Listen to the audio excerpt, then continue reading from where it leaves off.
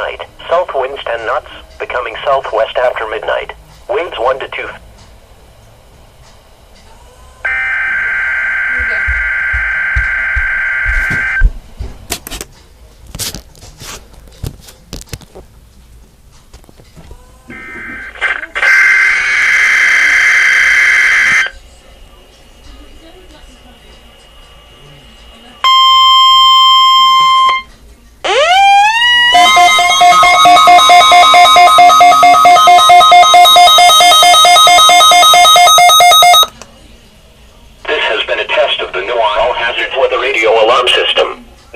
National Weather Service normally conducts this evening test the first Wednesday of the month around 6 p.m.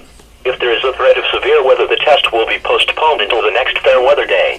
This test is conducted to give you the opportunity to ensure that your radio alarm system is in good working order. This has been a test.